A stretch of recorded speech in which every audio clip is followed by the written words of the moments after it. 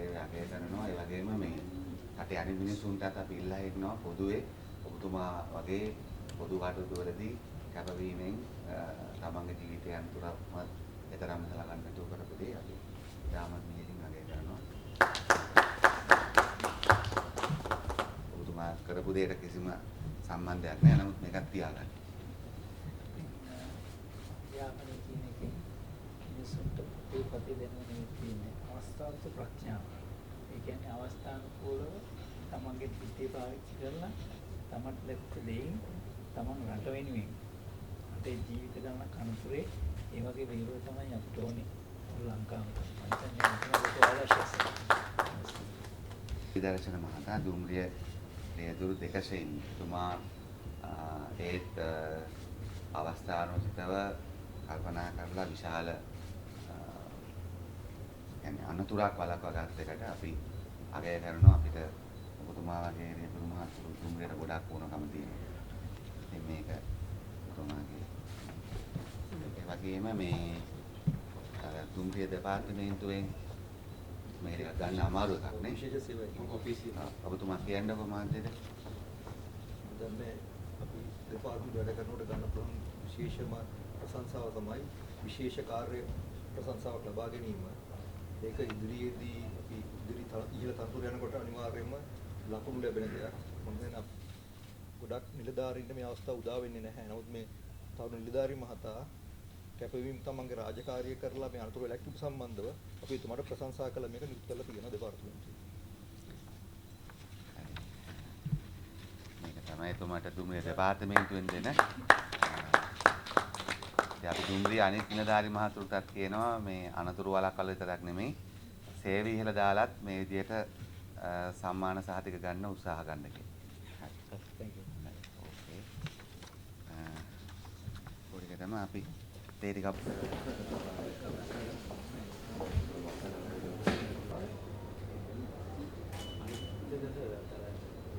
වාඩි වෙන්න.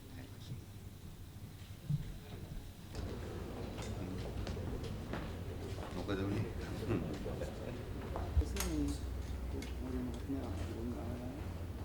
පාර්ලිමේන්තු මණ්ඩලක ආනන්දේ පාල්මුගේ අවුතිය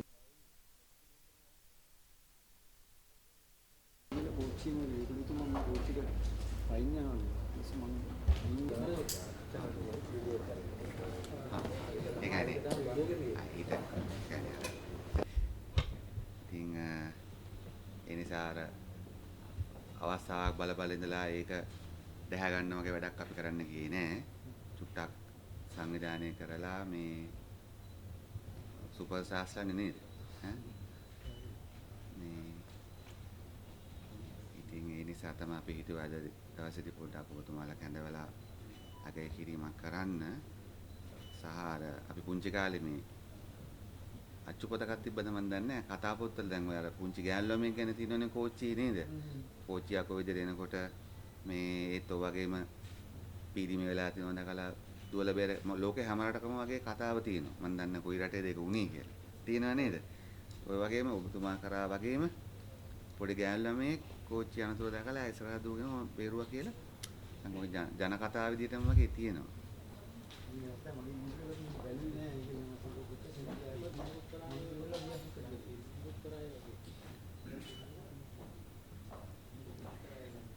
එහෙමනේ.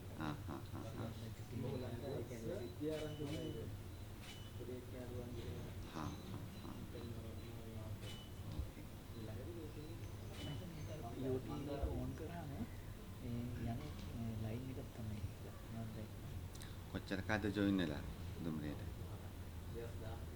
අලුත් මාළුත්. අපි අද දිනේදී විශේෂයෙන්ම මේ අවස්ථාව අපි යොදාගත්තේ පසුගියදා දුම්රිය සංඥාවල ඇතිවෙච්ච ගැටලුවක් නිසා විශේෂයෙන්ම දුම්රිය පීල්ලක් කැඩිලා ඒක විසින් දුම්රිය සංඥා පද්ධතියට ගැටලුවක් ඇති කරලා තිබුණා ස්වභාවික කරුණක් මත. ඉතින් ඒකෙදී ඒ පීල්ල කැඩලා තියෙන බව දැනගෙන තමන් S2 දැක්කට පස්සේ ඒ සිග්නල් නොසකා සහ ඒ කෝච්චියක් එනවා කියලා. ඒක වළක්ව ගන්න මොරටුවේ ඒ කෝච්චි පාර අයිනෙම පදිච්චලා ඉන්න සමන්ත මහතා ජීවිත අනතුරකුත් නොසලකා එතුමා ගිහිල්ලා ඒ කෝච්චිය එන එක වළක්වලා තිබුණා. ඉතින් ඒ නිසා අපි එතුමාව අගය කරන්න අපි මේ අවස්ථාව යොදාගත්තා. එතුමාගේ ඒ ක්‍රියාව පිළිබඳව සොයා බලලා ඒ වගේම ඒ පිළිබඳ හරිම තොරතුරු ලබාගෙන අපි එතුමාව ගෙනල්ලා අද දිනේදී අගයීමකට ලක් කරා. ඒ වගේම තමයි ඒ එතුමාගේ මැදිහත් තිබෙන නිසා නතර කරගන්න පුළුවන් වුණේ ඒ එක කෝච්චියක්. හැබැයි අනිත් පැත්තෙන් ආපු කෝච්චියට හරියාකාරව ඒ කියන්නේ සිග්නල් අනුව කටයුතු කරා නම් කොළ පාට වැටලා තිබිච්ච අවස්ථාවේදී ඒ දුම්රිය රියදුරු මහත්මයා ඒ අනුව කටයුතු කරා නම් ස්ථානික ප්‍රඥාව පාවිච්චි කරන්නේ නැතුව එක ගිහිල්ලා අනිත් කෝච්චිය වදිනවා. මොකද සිග්නල් වලින් ඔහුට කියලා තිබුණේ කෝච්චියට යන්න පුළුවන් කියලා. ඒ නිසා ඔහු ඒ සිග්නල් වල තත්ත්වය නොසලකා Tamanට හැට පේන අනතුර වළක්ව ගන්න විදර්ශන මහතා තරුණ දුම්රිය නියාමක මේ රියදුරු මහත්මේ එතුමා මැදිහත් වෙලා ඒ කෝච්චිය නතර කරන් තිබුණා සංඥා පද්ධතියෙන් දීලා තියෙන වැරදි උපදේශය පිළිගන්නේ නැතුව. ඉතින් එහෙම වුණා එහෙම නොසලකා කටයුතු කරා නම් මේ දෙන්නගෙම ස්ථානෝචිත සහ මේ පොදුවේ අර අනිකා වෙනුවෙන් කල්පනා කරලා වැඩ කිරීම කියන එක නොකරා නම් අතිවිශාල අනතුරක් වෙලා තියෙනවා. මම දුටුවා 1927 වගේ කාලෙක මේ විදියටම ලංකාවේ කෝච්චි අනතුරු ලක් වෙලා තියෙනවා. කෝච්චි එකිනෙකට හැප්පිලා තිබෙනවා. මොකද කෝච්චියක් කියන්නේ අතිවිශාල ගම්‍යතාවයකින් යන වාහනයක්. අපි දන්නේ සාමාන්‍යයෙන් කෝච්චි වල පොඩි කාර් හැප්පෙනවා, පොඩි වාහන හැප්පෙනවා. හැබැයි කෝච්චි දෙකක් හැප්පෙනවා කියලා කියන්නේ අනික මූණට මූණ. ඒතකොට දෙන්නගෙම වේගය එකතු වෙනවා. ඒක මම හිතන්නේ අපිට අතිවිශාල මනුෂ්‍ය හානියක් වෙන්න පුළුවන්කම තිබුණා. ඒ වගේම ඒක විසින් ඇති කරන පීඩනය බලපෑම අනිවාර්යයෙන්ම දුම්රිය පාවිච්චි කරන මගීන්ටත් දුම්රිය වෙනුවෙන්ම ලංකාවට එන සංචාරකයන්ටත් ඉතාම නරක බලපෑමක් වෙන්න පුළුවන්කම තිබුණා. ලංකාවේ කෝච්චි අනාරක්ෂිතයි මූණට මූණ නේද? රාත් නෙමෙයි උදේවරුවක මූණට මූණ කෝච්චි දෙකක් හැප්පුණා නම් කොළඹදී නේද? තාම නරක එකක් වෙන නිසා ලංකාවේ මේ ප්‍රතිරූපය ආරක්ෂා කරගන්නත් මම හිතනවා එතුමලා දෙදෙනාගේ ක්‍රියාකාරීත්වය උදව් වුණා කියලා.